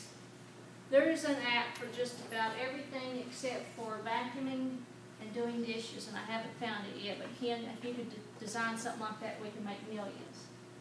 The iPad presently has about 675,000 apps just for the iPad. The iPhone has about 1.5 million apps available. So really, there's an app for just about anything you can think of available on there. That doesn't mean that you have to download them all. I get asked all the time, how can I create and edit a Microsoft Word document? You can now. Microsoft figured out, well, iOS is getting pretty serious. We need to play on their playground now. Before they wouldn't. You can actually now download Microsoft Office free on your device, which means you can create and edit a Word document. And it works really well. It does. I mean, here is the screen capture at the top. A lot of the function keys you see on your desktop work is the same as on your iPad. So don't ever say, well, you can't do that on an iPad. Oh, yes, you can. Another one is Quick Office Free. That's connected to your Google Drive account. So as you're typing and you're putting something up, you can save it onto your Google Drive, which is a cloud service available. And then anybody use Google Docs? Love, love, love Google Docs. There's so much that's free out there. You can create and edit documents on there, and also you can open them up in Word, but that's another option. So you've got 3 options now to create and work, edit documents free. That's my favorite 4-letter word. And then if you want to kick it up a notch, I want a document, but I want something that's a little nicer. Perhaps like a ad or a brochure. Pages is the one that I use a lot. It's available if you have a newer model version of your iPad. It's now free. If not, I think it's $9.99 at the App Store. But I do everything. I mean, Pages is great. I mean, this is what I created this on. It's on Pages. That's another example of a flyer. You can even do business cards, labels, all from Pages. And another one that's really become popular that a lot of my friends are using is Canva. And you can do some really impressive stuff, and it's free to download. You can create a presentation. You can do if you want to update your Facebook cover, on your Facebook page, the 2 parts on your Facebook page, you can create there. You can also do an Instagram post. A poster board, you can do all of that. It's got tons and tons of graphics built into it, or you can use your own pictures. It's all right there at your fingertips. And it's free. If can do some really, really, really cool stuff. They got tons of templates too. And then if you want to do a presentation, there's two options. You can use Keynote, which is an Apple product, or now you can download PowerPoint free and create and edit PowerPoint documents on your iPad now. A year ago, you couldn't do that. Sandy, if you create, how hard is it, okay, like if I wanted to create something, a presentation on PowerPoint, let's say that I want to do it on my computer at the office. Yep. So I can share that through like the iCloud and be able to access it then on my iPad? You can, or it depends on the size. You can email it. You can upload it to a Dropbox or Google Drive or whatever cloud service you're using, and then you can access it that way. And vice versa. And like if you've created something in PowerPoint and now I want to use Keynote, which is what I always use, it'll automatically convert it. When you upload it to Keynote, it'll automatically convert that PowerPoint into a Keynote format. And then when I'm finished and added all the stuff, I can convert it back to PowerPoint if I want. And it won't do anything weird with like. Some depends on your fonts on each application, because you'll probably have different fonts on your computer. There might be something, but it's just mostly cosmetic. Most of your formatting, you know, if you've got charts and so forth, is there. If you create a Keynote, if you download Keynote and create a Keynote presentation, when you want to email it, you can email it in 2 or 3 different formats. So you can do it as PowerPoint PDF, you can convert it to PDF, or you can send it as the Keynote version. And then there's accounting apps. You can now have Excel. Again, I don't know if you knew that, but now you can download Excel and do it from there. Or there's the Numbers app, which is by Apple, is their version of Excel on steroids. But now you have you have options there. So no more telling me, well, I can't do that spreadsheet on my iPad. You better come up with a better excuse than I can't, because I'll test you on it. I haven't created an Excel on the iPad, but I have uploaded and edited them. Can you create them? Yeah. As well? I haven't tried that one. Yeah, you can. Somebody else did something. In Keynote, will it take notes for you? Like Keynote? Yeah, you can. Like if I'm typing it in and I'm doing bullets, you know? No, but I meant like if you're in a board meeting, and I know Evernote will take. Yeah, you wouldn't do that for Keynote. Keynote won't record, but Evernote. That's mostly for presentation, yeah. Okay. Speaking of meeting notes, I told you I never take a notepad anymore. And now, an app that I've used for years is called Notability. So that if I'm at a meeting, I can take those notes, but also maybe if I'm at a conference and I can take a picture of the speaker and put a note caption there. And let's say in 6 months, I want to refer back to those meeting notes because I know there was somebody talking about a micro-loan program in Virginia. I can bring up those meeting notes, and by the way, while I'm taking those meeting notes, I'm recording the audio. So what it does is it syncs the audio to my note-taking, depends on the page or whatever, it just keeps up with it. So in 6 months, if I don't want to have to go and listen to the entire thing, I can bring those notes up, find that section where I just took his picture at, I can click on it, and it'll actually it'll fast forward, rewind in the recording, and just play me that portion of that I can make sure, and I don't have to spend hours trying to find it. I've got it right there. It's just a way to try to make your life simpler. And then a lot of people use Evernote too. Does some of the same things. Kathy's a big Evernote person. Well, I can't find the microphone on it anymore. See, that's the problem is why I didn't like Evernote. Sometimes they'll add features and then they'll take them away because they want you to pay for the pro version. I'm sorry, I'm not going to do it. There's some other accounting apps besides Numbers. There's some cloud services out there, FreshBooks. It's all in the cloud. You can have the app, which means if I'm creating an invoice, doing it on my iPad, it's actually syncing it, and if I want to access that invoice on my computer from my desk, all I have to do is log on to my FreshBooks account, and then I've got it there. And vice versa. In the same way with Kashu, it's free as well. So there's you some options. Even with FreshBooks, you can actually even take credit card payments or e-check payments all from that system. And EasyBooks is another one too. And anybody doing their payroll on their device, there's apps that allow you to do that. I have a client in Delville, Virginia, who's a contractor. On Thursday afternoons, he's sitting in his F-250 with his iPad doing his payroll, and he can, after he's finished, he can then send it right to the bank to do the direct deposit.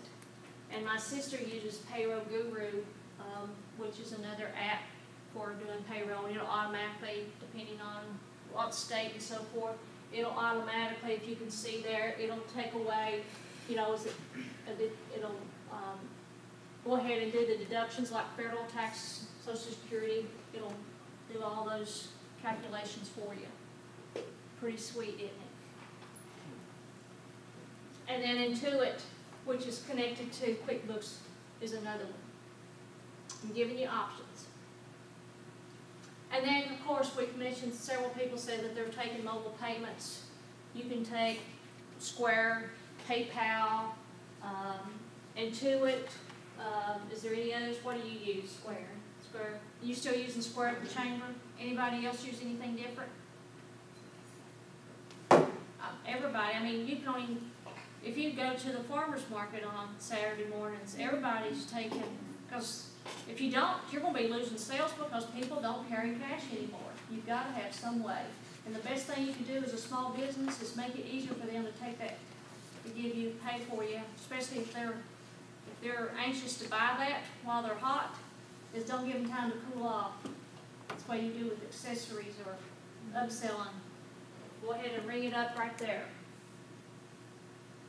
And then I annotate, let's say that you, and I don't, does the town still use I annotate, which means that's what they send the board packets, where Bob and Kathy can access that, make notations on the board packet, and when they come, then when it's time for the town council meeting, she'll have all their notes, and then when it comes to it, when somebody she sees, well, this agency's requesting additional funding, and she can refer back to her notes from 6 months ago and say, well, yes, they were just here 6 months ago requesting stuff. So it just kind of keeps you more in tune and on spot and prepared for meetings. But you can make changes or make edits and so forth to that. And Goodreader is another one too. And then you can actually turn your iPad into a whiteboard. If you're doing a training session and you don't have a whiteboard, but you have a projector and so forth, and you got a stylus, you can put this app on, and that means that everything that you're doing on your screen, on your iPad, is showing up on the big screen. And you can also record it as you're doing it, so if someone did not attend the meeting, and you want to make sure that they saw everything that was highlighted, then you can actually then send them the document that has the audio and all the slides or all the things that were done on the screen. And you can do multiple pages too. And that's all creates one file. So nobody has an excuse. I wasn't there. I can send you the information. And then there's times where you're traveling and you need to connect to your home office, to your computer. There's options now where you can be 500 miles away and connect to your computer at your office using some of these remote desktops. There's RD Client, Team Viewer, which is one that I use to connect to my home computer. There's a Jump Desktop, 2X Client. You've got tons of options where you can either download an application, an app onto your iPad, and in some cases onto your computer at home, and now those two can talk. No matter where you're at, you can access it. And then, how many of you all have a stack of business cards that you've never done anything with it? Come on. I'm not the only one. You know, people give you a business card for a reason. I mean, that's your opportunity to say they want to keep in contact with you, but if you do nothing with them but put them in a drawer, you're missing out on an opportunity to network. You can now take a business card, which I do it all the time. Somebody hands me a business card. Using Scan Biz Cards, I can scan that business card. This app will automatically detect the name, company, address, phone, fax, email address, all of that, and then when I hit save, it automatically saves it into my contacts. And now I've got it. And sometimes I give them back their business card because that's something they can use with somebody else. And now I have that information. And this service will even allow you to check to see if you're on LinkedIn, connect with them there, or if you use Salesforce, which is a customer relationship management software, it'll connect with that too. How physically do you do that? On your camera or something? Yes. Just put it down there, bring up the app, and tell it to scan, and it's using your camera on your device. Anybody use anything like that? And then I found this app yesterday. Jennifer said I made a guinea pig. How many of y'all use Facebook? And does anybody have Facebook Messenger now? Did you know you can make phone calls to your Facebook friends free? That costs you a dime. And video calls. If they have Facebook Messenger and it's turned on, and you say that they're online, now, aren't we a happy bunch here? It must have been right after lunch when we were happy. Was trying it out. You can actually do either a phone call or a FaceTime call to, it doesn't matter if they are a droid or what they're using, you can do a call to them directly using FaceTime, Facebook Messenger. Right. So you don't have to have an app. That's or right. Apple product. I just thought it was neat. I should have known you were taking a picture. And then, there's times where you just need something besides Safari to surf the internet for something that you're doing. Like especially if you come to a website and it's in Flash, which I'm hoping more and more people are changing their websites and taking Flash off. But you know, on iOS, iOS and Flash content does not mix because that's an Adobe. And when Tim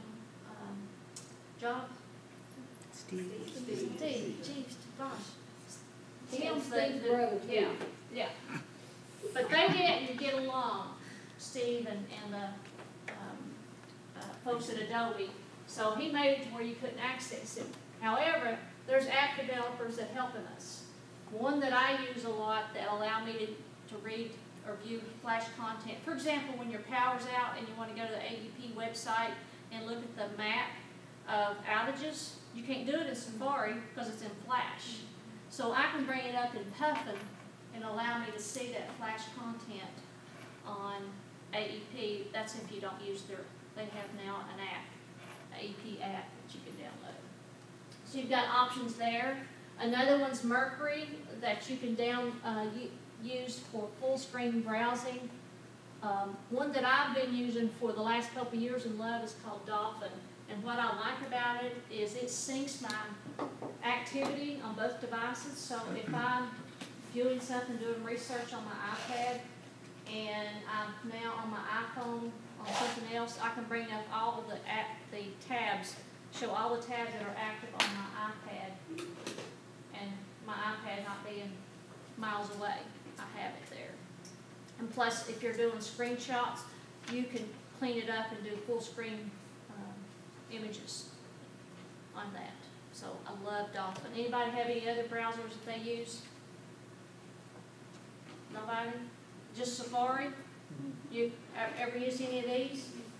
I didn't know that because like I've tried, to do things before through Safari and it'll say you're unable to do this because of Adobe Flash Player. So I didn't know this. Yeah, sometimes too, if you're going to a conference and you have to fill out the registration form, and if it's in Flash, you couldn't. And I would bring up Puffin and allow me to fill that information out. So you always got to have options. And then there's times too, I don't know about you, but I'm always on the go and very rarely have time to actually read a magazine or a newspaper and so forth, especially though if I'm wanting to keep up with activities or topics of interest to me, like it could be anything that has to do with small business, entrepreneurship, technology and business, iPads and so forth. I don't have time to go and just searching for information. When I go to have time, I want it to be there waiting on me. There's a couple of apps that will allow you to have kind of like your personal assistant that's out there doing web clipping for you. One that I've used a lot is SkyGrid, and another one is, let's see if I put it on here, yeah, Site. You can actually tell it the type of information that's of interest to you. Again, it could be technology, it could be health care, what have you. And when you bring it up, you can go and search it. It's going to give you everything that's been out on the internet, the most recent first, on that subject with a link, and then you can actually open that article and read it. And if it's something of interest, you want to share it with friends on Facebook, LinkedIn, Twitter, save it on your Evernote, you've got it all there. Do you have to have an account with that magazine? Or No. will it will pull it, just that one, and without? It depends now, but see, a lot of these magazines have open content if it's been put out on the internet. Very rarely. Now, there might be some Forbes articles, that, you know, if you've ever gone, they don't have it locked that you have to have a Forbes account, but most of the time it's open content. But it's a great way to find information quickly when you're working on a project.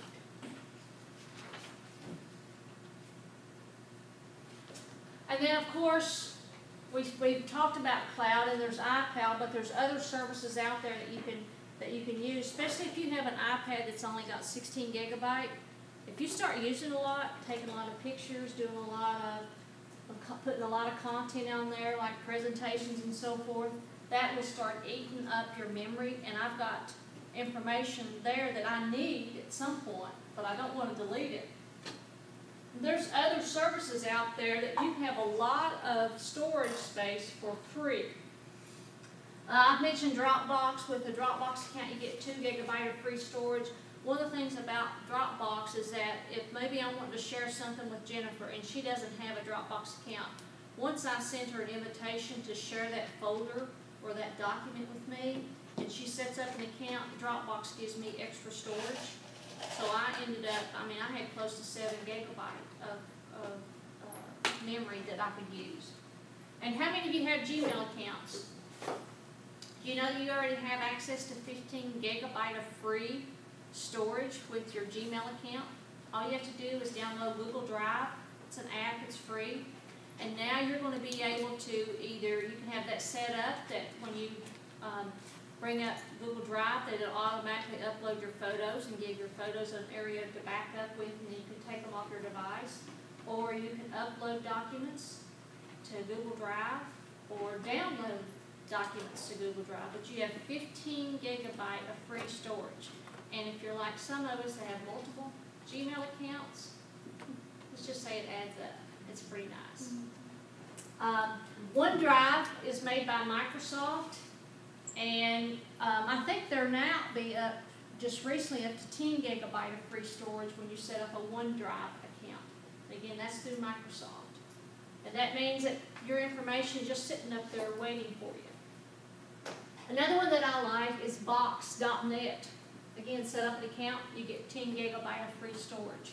So what I'm getting at, there's a lot of options out there for free storage for you. So when you start getting those messages that I'm out of memory, start uploading stuff. Get rid of photos and videos that you haven't used for years, but you want to keep them, preserve them, upload them to a cloud service, and then delete them off your device. Once you've double checked that they're there, then you've got them there. And one thing about cloud services that most people don't think about, it's not just going to one server. Most cloud services have data farms in different parts. So if I upload a document, let's say to Dropbox, it's actually then copied and put on 5 different servers in different parts of the country. So if there's been a disaster in Houston, Texas, then I know there's 4 other areas that my data is they're secured, which is better than a flash drive, because if I lose that flash drive, it's gone.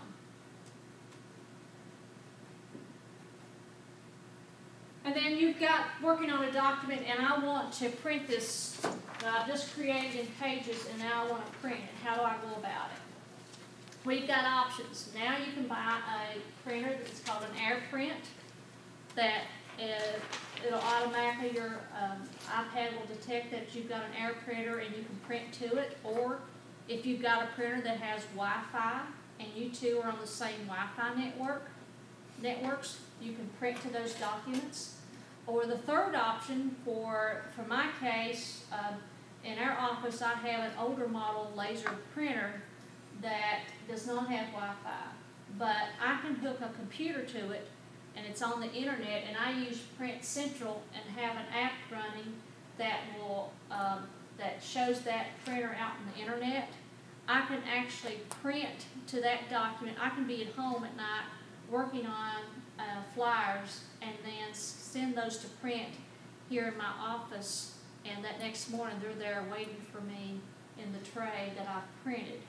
So you have options. There's 3 options: AirPrint, Wi-Fi, and then you can also use an app that will allow you to connect an older model to a computer and use it. Okay, now I have found, when I tell it to print off my iPad, I don't know what size the font's going to be, or how small or how big it's going to be.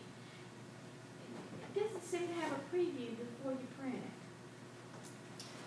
I guess it depends on what you're using and what application it is. Well, like in mail, and it may not be just, iCloud, it might be Gmail or whatever, but I don't know what size it's going to be. It doesn't give me a preview screen. If it gives me a preview screen, maybe I could post it in something else and then print it out. But are you using AirPrint, or are you using an application like a Print Central or something? I'm using the software that's on the iPad and the new printer.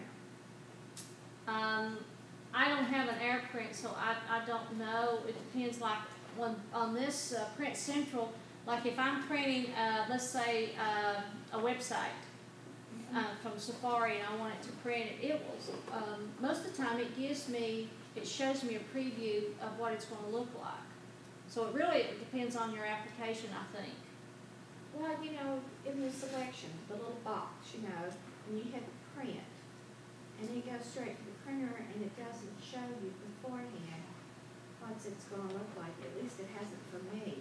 A lot of times, too, on documents like this, if I want to be sure I want to preserve it, I just tell it when it sends it to the printer to send it as a PDF, and that when you convert it to a PDF, that pretty much locks everything, the layout and the fonts, and then I've never had any problem with that.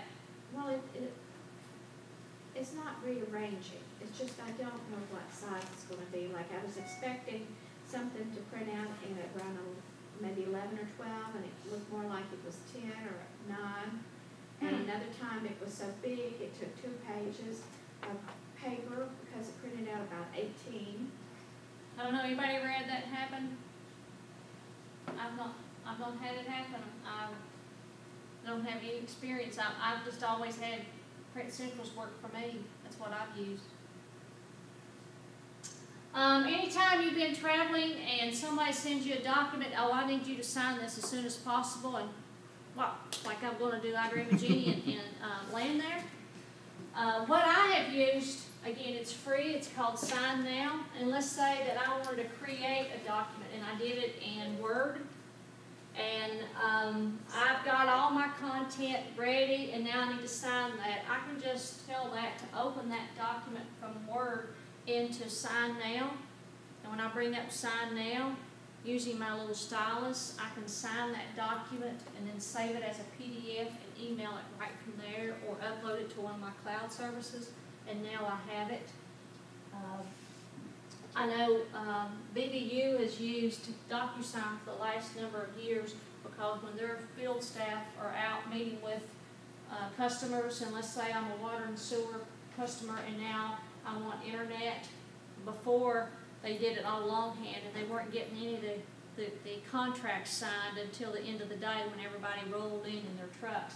Now they can do it in real time using their iPads, where people can sign those contracts on DocuSign and they can just send them up right there in real time. And just it's more efficient that way. Again, make that customs, lock them up while you've got them on the bait. And then scanning documents, I've used DocuScan. Again, I turn my iPad into a scanner, document scanner. So if I want to scan this document, I bring up this app and it will scan, take a picture of it and scan it. Then I can tell it to either put it in PDF or JPEG. And if it's multiple pages, like if I have my state car serviced and it's had a lot of work done and I've got 3 or 4 pages, you can actually scan all 3 pages and save it as one document and then just send it on up to Richmond. I can do it that way. And then you have a copy. And you can also save that information in the cloud. And no more waiting beside a fax machine. You have to come in early or late from that supplier. You can actually turn your iPad into a fax machine. And if you've got an existing fax number that you've had for years, using this is an example of a service. You can port that existing phone number. So if you're sitting at the beach and you're expecting an important document, you can actually now receive and send those right from your iPad using the service. The app is free, but you have to pay for the service. But you have, again, I wanted to show you some options that you can do with this iPad and just play games and get email and surf the internet. And then you've got these photos, and I want to kick them up a little bit. Sketch is free, where let's say that there is a picture and I want to add text to it, or I want to actually, create annotations on it. I can do that from Sketch and then just save that as a graphic file right there on my iPad. And here's an app that I love. You ever had 2 pictures and you want to create it as one? This is actually 2 pictures. This is a cathedral window quilt that my mom did, and I wanted to put her picture in the background because I had Catherine Hayden doing me a birthday cake for her. And so this superimpose will allow me to take 2 pictures and put it into one. Pretty good, isn't it? On my iPad. And then you've got a picture, and now I want to take out something in that picture and resave it. Or maybe, again, it's like my sister. I want to take her out, my little sister. Let me show you an example. This is my little buddy, Bailey. And that's a picture that I had of him. And he's a big basketball fan, and he loves pretending that he's coaching. So I took that picture, and I took him out of the picture, and took all the background, and now I brought up a picture of the North Carolina and put him there like he was coaching it, and had to send it to him. He loved that picture. But I could do it all with this superimpose, because or knockout. What you do is you just can use your stylus and just take out all the background. Kind of neat, isn't it? That's Duke's in. Pardon me? Duke. Not Duke. Oh, sorry. True North Carolina fans might be. Okay, sorry. But there's an example of what you can do with it. Looks pretty good. And then you've got these movies. I want to do something more. I want to create my own. I've decided I want to be Steven Spielberg and create my own movie. You can do that with iMovie. I mean, there's some neat things in there. This is one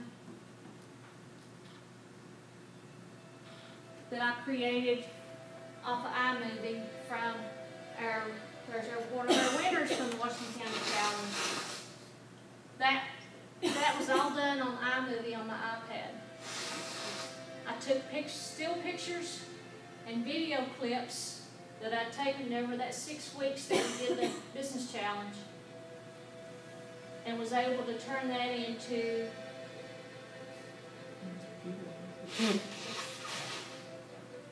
that.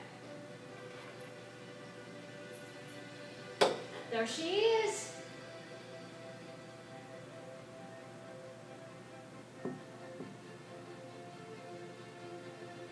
And then once you turn it into a movie, you can save it, share it up on Facebook, Twitter, your own website. There's you a great way, another way to market your business, to show somebody what you do. You don't have to go out and hire a videographer to do it. You can do it all on your iPad.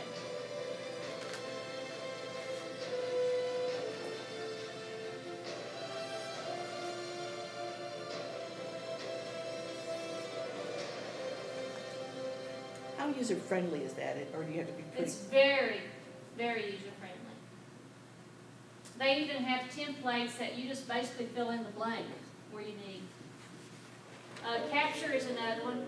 Or you can take video and turn it into like an old movie using replay.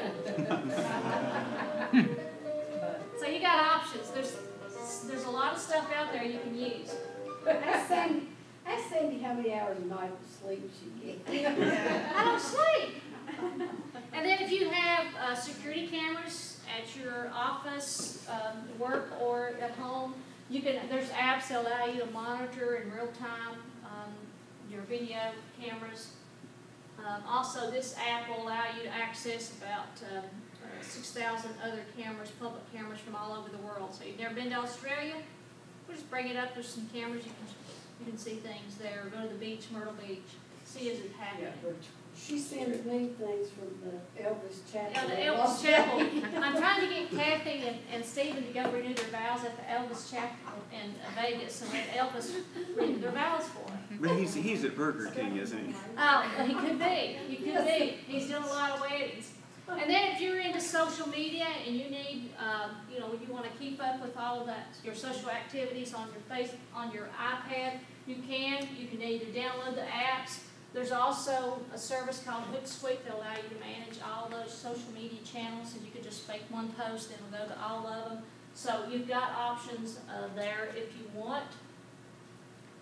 And then if you have to do a lot of meetings, which I do, and trying to get 3 or 4 or 10 people and find a date that works and only do one email is impossible until I found Doodle, which means I can create an event and then give different dates and times and send it to everybody, and they can bring up the calendar and they can check the dates and times that works best with their schedule. And then I can quickly look to see, okay, it looks like the majority of people are going to be able to do it this event, this date. Then that helps take out all those continuous emails and phone calls. Can you do it? I'm letting this service do it for me. It's wonderful. And then if you're wanting to turn your iPad in to help you if you're getting ready to redo a room at home, let's say that you're wanting to redo your den and you're trying to figure out, I wonder how many square foot of hardwood flooring that I would need. You can use your iPad using Magic Plans. I can shoot all the corners of this room. It will give me a rough square footage so that I can go to Lowe's or Home Depot and tell them how much I want, and I can get a rough estimate. And if you really want to spend some time, when you shoot all those corners, you can either do a schematic, and you can, if this is an example of a kitchen, then you can put your stove and refrigerator and kind of be your own architect. See, there's options out there. What are the prices on those 2 apps? Free and free. Can you afford it? Yeah, I think I will. Should be able to get everybody's budget. And then, especially in the wintertime, I'm using this app a lot, especially if I'm getting ready to head to a workshop and run up or what have you. And no matter what, the weather changes from withful on or withful home.